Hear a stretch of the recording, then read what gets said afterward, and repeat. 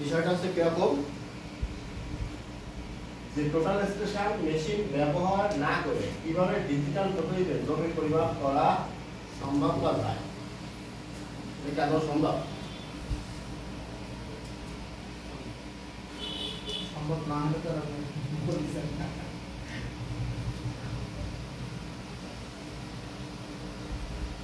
সবাই যে মেশিন কিনতে পারবে তার কোনো ইয়ে আছে? হ্যাঁ, গ্যারান্টি আছে?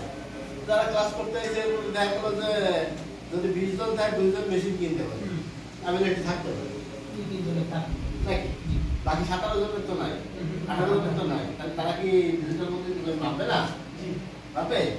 হ্যাঁ মাপবে। কিভাবে মাপবে সেটাই আজকে শিখবো। হ্যাঁ, মেশিন নষ্ট হলো, সে কি করবে? না বলবে এখন আমাদের কিন্তু গরিব গরিব মনে হয় নাকি? যদি একটা জমির আকৃতি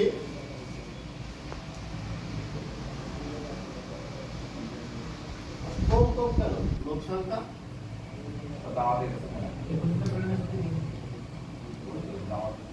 আমি কোনো ফেব্রুয়ারি আছে না, আমি কিন্তু কোনো ব্যবস্থা করব।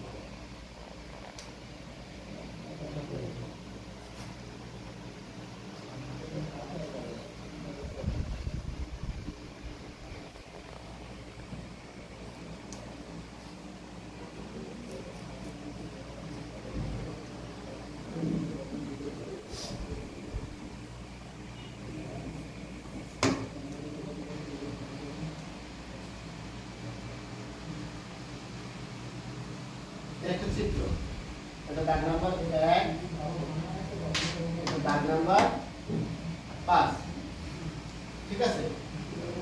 এখন এইটাই, এই যে দাগটা আছে, এই দাগটা এরকম একটু মোটা আছে আর কি, হ্যাঁ এরকম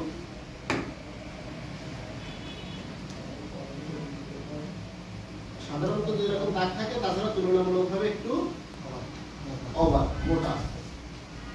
এটা কিন্তু আমরা একটা চিত্র আঁকাইছি, যে চিত্রটা কিসে আছে, ম্যাপে আছে, 16 ইঞ্চি স্কেলের একটা ম্যাপে এরকম আছে, ঠিক আছে? এবং এই প্লটটার পাশে অন্য সিট, ভিন্ন সিট, ভিন্ন সিট, এটা একটা সিট, ভিন্ন সিট, এর পাশেও একটা ভিন্ন সিট বা মহল্লা, এটা ভিন্ন মহল্লা, এটাও ভিন্ন মহল্লা, এটা ভিন্ন সিট। এই পাশে এই সিটের জায়গা এক্সট্রা প্লট আছে, এক্সট্রা একটা প্লট আছে, এখানে একটা খাল আছে। খুব মন দিয়ে দেখবা কিন্তু, কারণ এইটা দিয়েই কিন্তু তোমার অটোক্যাডে সাজাইতে হবে, ঠিক আছে? এখানে যদি কোনোটা না বোঝো তাহলে আমাকে বারবার প্রশ্ন করবো, কোনো সমস্যা নেই, কিন্তু এইটাই সুন্দর করে বুঝতে হবে।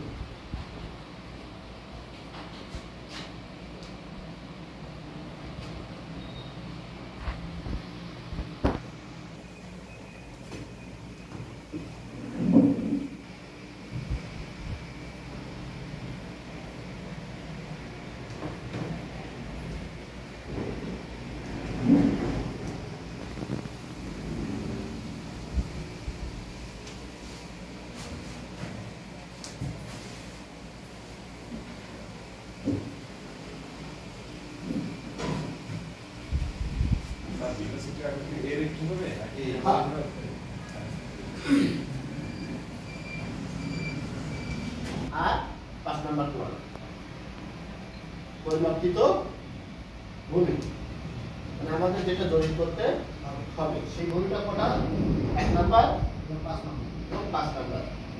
তাহলে আমরা কোন পদ্ধতি অবলম্বন করে এই জমিটা পরিমাপ করব, তাই না?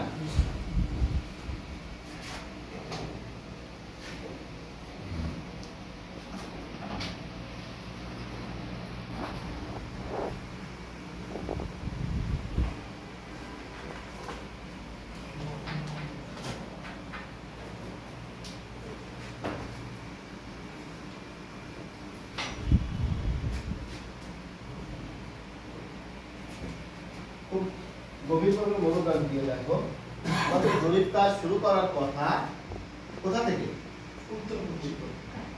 উত্তর পশ্চিম। তো আচ্ছা, এই যে জায়গা আছে এই জায়গায় তো দিশারি সিস্টেম আঁকানোর কোনো জায়গা নেই। উপরে এই জায়গায় তো এই দিল। এটা খণ্ড চিত্র পাবেন।